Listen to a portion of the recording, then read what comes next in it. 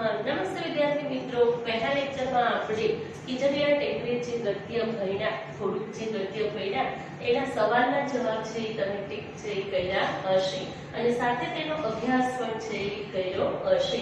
એક માર્કના પ્રશ્નો છે એનું ખાસ ધ્યાનમાં રાખવાનું છે. 1 માર્કના પ્રશ્નો અને 2 માર્કનો એક પ્રશ્ન એમ મેં તમને ટીક છે એ કરાવ્યો છે. રૂઢિપ્રયોગો છે એ પણ આપણે સાથે સાથે જોતા ગયા હતા અને હવે પાછો વિદ્યાર્થી મિત્રો તમારી પાસે ટેક્સ્ટબુક અને પેન્સિલ બંને છે એ હોવી જરૂરી છે. જ્યાંથી આપણે અધૂરું છે એ ગદ્ય છોડ્યું હતું તેનો હવે આગળ અભ્યાસ છે એ કરવા જઈ રહ્યા છીએ.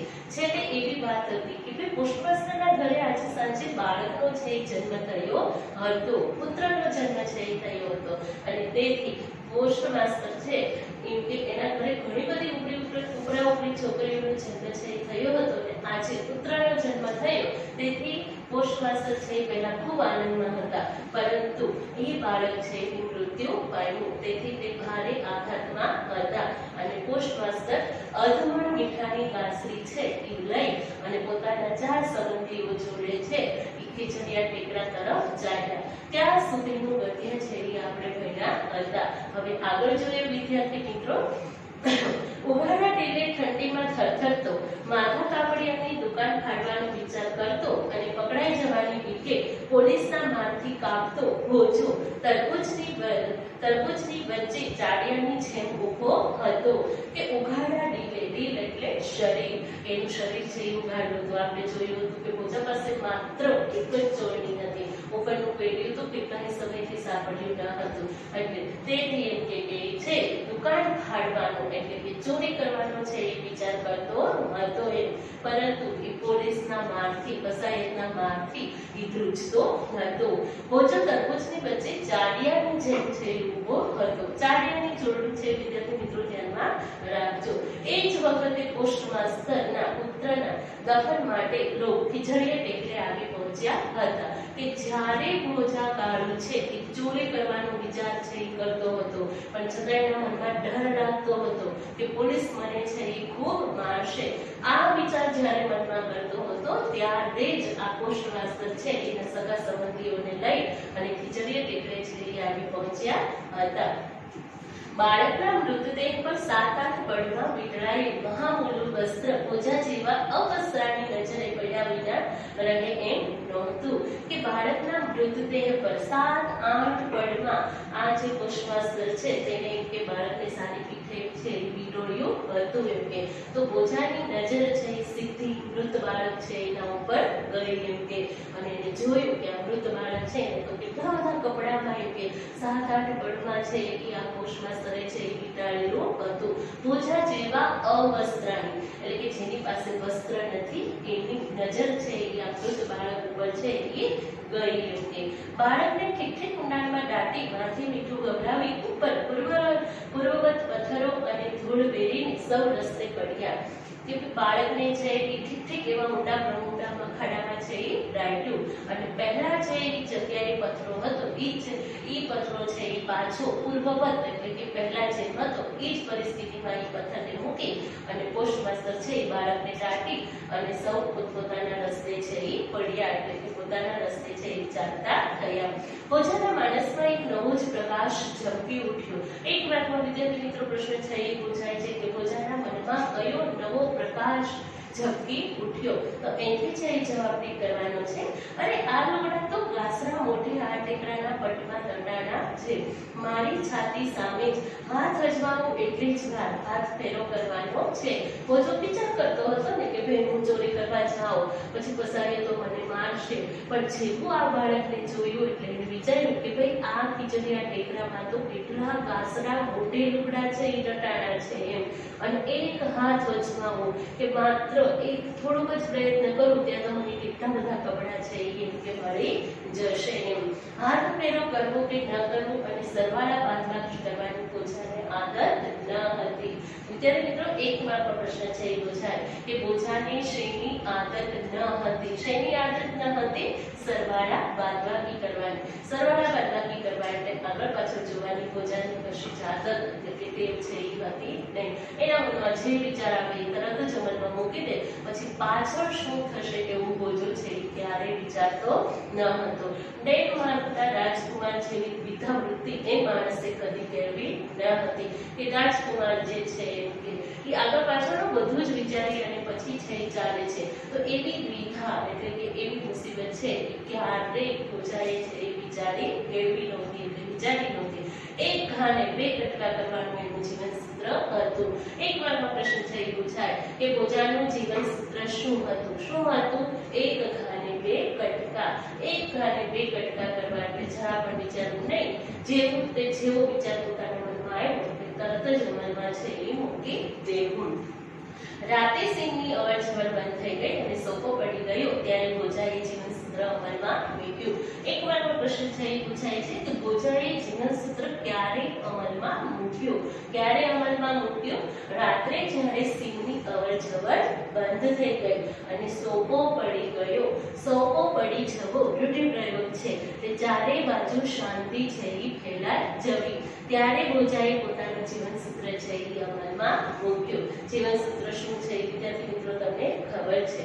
કુબામાંથી કોદાળી અને પાવડો લઈ એ સસરા ટેકરા ઉપર ચડી ગયો. ખાતર પાડવાના લાંબા મહાવરાને પરિણામે શિસ્તપૂર્વક ખોદકામ કરવાનું તો ભોજા માટે સાવ સહેલું હતું. ખાતર પાડવું એટલે ચોરી કરવી રૂઢિપ્રયોગ છે. લાંબા મહાવરાના પરિણામે મહાવરો એટલે કે વારંવાર ચોરી કરવાની ટેવ કરીને હતી જ તે અને ચોરી કરવી એના માટે કશી જ નવી વાત છે એ હતી નહીં. શિસ્તપૂર્વક એટલે કે કાળજીપૂર્વક ખોદકામ કરવાનું ભોજાએ છે એ શરૂ કરી દીધું. કપડું જરા પણ ફાટ્યા તૂટ્યા કે ખરડાયા વિના સળગાવી દેવા ખાતર એ ભારે સાવચેતીથી આ બાળકની કબર ખોદી રહ્યો હતો કે આટલું સરસ મહામૂલું રેશમી વસ્ત્ર છે એ હતું એટલે કપડું છે એ સેજે ફાટે નહીં, જરા પણ ખસરાય નહીં, જરા પણ એને લીસોટો ન પડે એ ભોજો ખૂબ ધ્યાન છે એ રાખતો હતો અને ખૂબ સાવચેતીથી આ બાળકની કબર ખોદી રહ્યો હતો. વળી પથ્થર જોડે કોદાળીનું પાનું અથડાવાનો અવાજ પણ બહુ દૂર સુધી પહોંચી ન જાય એની સંભાળ લેવાની હતી કે એક તો કાપડ છે એને બચાવવાનું હતું અને બીજું ત્યાં પથ્થરો છે એ પડ્યા હતા. જો ખોદકામ કરે તો પથ્થર અને કોદાળીનો અવાજ આવે એટલે અવાજ બંને છે એમ કે ભટકાય અવાજ આવે તો એ અવાજ પણ ન આવે એ પણ ભોજાને છે એ જોવાનું હતું. ખત્રીસો મારીને ખાતર પાડતો હોય અને ઘરમાંથી હળવી ઇસ્કોત્રો સળગાવી લે એમ ભોજાએ લુગડે વીટે આ બાળકને ખાડામાંથી ઉંચકી લીધું કે ખત્રીસો એટલે કે કેટલાય ભૂતોને મારી અને પછી પેલું છે એમ કે ખાતર પાડતો હોય, ચોરી કરતો હોય ને ઘરમાંથી હળવેકથી ઇસ્કોત્રો તળપદી ભાષાનો શબ્દ છે એટલે લાકડાની મોટી પેટી જે હોય એ સળગાવી લેતો હોય એટલે કે ખેંચી લેતો હોય એવી રીતે ભોજાએ લુગડે વીટેલા બાળકને ખાડામાંથી ઉંચકી લીધું. પણ ઉંચકતા જઈને આશ્ચર્ય અનુભવ્યું. ભોજાએ શા માટે આશ્ચર્ય અનુભવ્યું? એક માર્ગનો પ્રશ્ન છે એ પૂછાય છે. જવાબ અહીંથી ટીક કરવાનો. હાડમાસનો એક નાનકડો નિશ્વેત લોચો સહેજ સળવળ્યો. નિશ્વેતની જોડણી છે એ ધ્યાનમાં રાખવાની. હાડ અને માંસ, હાડ એટલે શરીર અને માંસનો જે લોચો હજી પૂરું બાળક છે હજુ તો જન્મ્યું જ હતું, નવજાત જ બાળક હતું એટલો બધો શારીરિક વિકાસ છે હોય નહીં. નિશ્વેત એટલે કે જેનામાં પ્રાણ નથી, ખૂબ ઓછા પ્રાણ છે, જીવ બચ્યું છે એવો લોચો સહેજ સળવળ્યો. કોણા હાથ જેવી કશીક વસ્તુ અંદર ઊંચી નીચે થવા લાગી. ભોજાએ જેવું બાળકને હાથમાં પકડ્યું એટલે એને જોયું કે કોણા નાના નાના હાથ છે એ સળવળતા હોય એવો ભોજાને અનુભવ થયો. ભોજા જેવો ભડ આદમી પણ ભડકી ઉઠ્યો.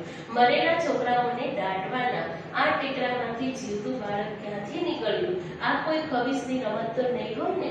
પણ અત્યારે આવી કલ્પના કરવાનો અવકાશ ક્યાં હતો કે ભોજા જેવો ભડ માણસ પણ ભડકી ઉઠ્યો. કારણ કે વિદ્યાર્થી મિત્રો એ જે કબર હતી એમાં બાળક છે એ વૃદ્ધ હતું અને રટાણું હતું. પોસ્ટમાસ્ટરના મતે એ બાળક છે એ વૃદ્ધ હતું અને કોઈ પણ છે એનું મૃત્યુ જાહેર કરી દીધું હોય અને પછી જો એ જીવતું થાય તો દરેક માણસને બીક છે એ લાગે છે. ભોજો ભલે બહુ ખૂબ બહાદુર માણસ છે એ હતો પણ છતાંય ભોજાને છે એ ડર લાગ્યો અને થયું કે આ મરેલું બાળક આ ટેકરામાંથી જીવતું કઈ રીતે નીકળ્યું. કોઈ ખવી શકે કે ભૂત પ્રેતની રમત તો નહીં હોય ને એવી કલ્પના કરવાની અત્યારે અવકાશ એટલે કે સમય ક્યાં હતો.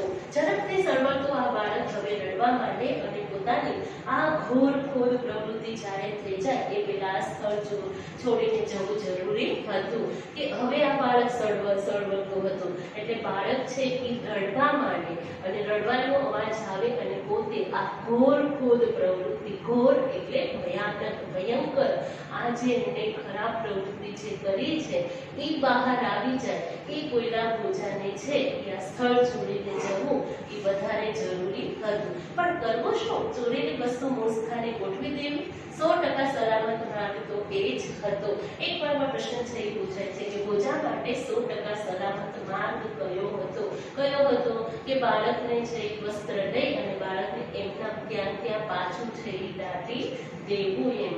આ ઘોર ખોદવાનો મૂળ ઉદ્દેશ માર્યો જ જાય. અંગ ઢાંકણ કપડાનો શું એમ કે જો કદાચ એની બાળકને પાછું દાટી દે તો એમ કે એને જે કબર ખોદી છે એનો જે મૂળ ઉદ્દેશ હેતુ હતો એ તો માર્યો જ જાય અને બાળકને કઈ એમના તો ખાડામાં છે એ દટાઈને વસ્ત્ર તો ઢાંકવું જ પડે. એટલા માટે તો એને એમ થાય છે કે તો પછી આ કબર ખોદવાનો મારો હેતુ છે એ ઉદ્દેશ શું રહે અને જો હું એને દાટી દઉં તો અંગ ઢાંકણ મારા બાળકોને છે એ અંગ એટલે કે શરીર ઢાંકવાના કપડાનું છું. લુગડો ઉતારીને છોકરું પાછું હતું એમ ધરવી દઉં. આ વિચાર આવતા જ આવી ગયો પણ એની ભયંકરતાથી ભોજો પોતે ધ્રુજી ઉઠ્યો. ભોજાના મનમાં કયો વિચાર આવ્યો કે આ લુગડું, આ કપડું જે કપન છે એને લઈ લઉં અને પાછું બાળકને એમને પાછું દાટી દઉં એમ. આ ભયંકરતાથી મનમાં એકવાર વિચાર તો આવી ગયો પરંતુ આવો ખરાબ વિચાર આવ્યો એટલે ભોજો આખો છે ધ્રુજી ઉઠ્યો. મારે કેટલા ભાવ કાઢવા છે તે આવી બાળ હત્યાનું પાતક માથે લઉં. ભોજાના મનમાં વિચાર આવ્યો કે મારે ક્યાં કેટલા બધા ભાવો છે એ કાઢવાના છે.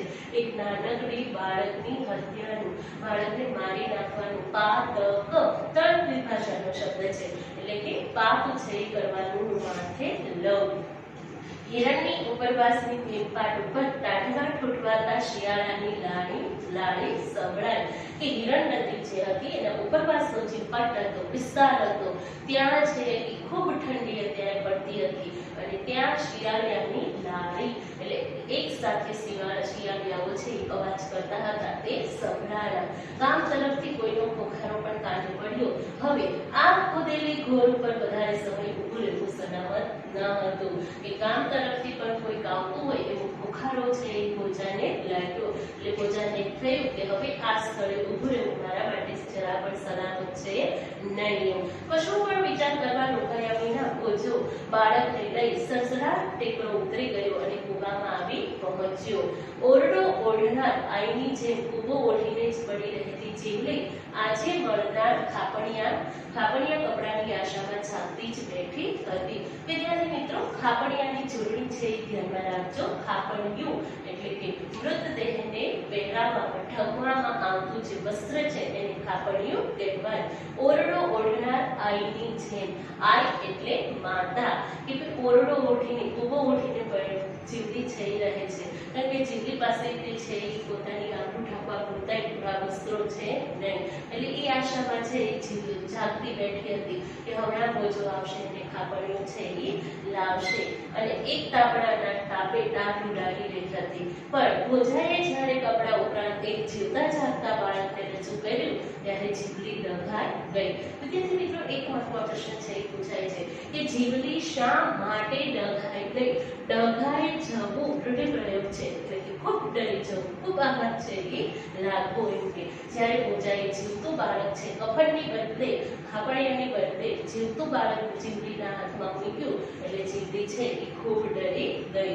ખીજડીએ ટેકરે અનેક જાતના ચરિત્રો થતા જીવડીએ જાણ્યા હતા. ચરિત્ર થવું એટલે ભીતભૂત અને પ્રેત થવું એ જીવડીને ખબર હતી અને જીરવ્યા પણ હતા. જીરવવું એટલે સહન કર્યા હતા. આજનો બનાવ કોઈ ચરિત્રનો નહીં પણ પૂરેપૂરા વાસ્તવિક અકસ્માત જ છે કે આજે જે બનાવ થયો, ઘટના પ્રસંગ જે બન્યો એ એમ કે કોઈ ચરિત્રનો કે કોઈ ભૂત પ્રેતનો ન હતો.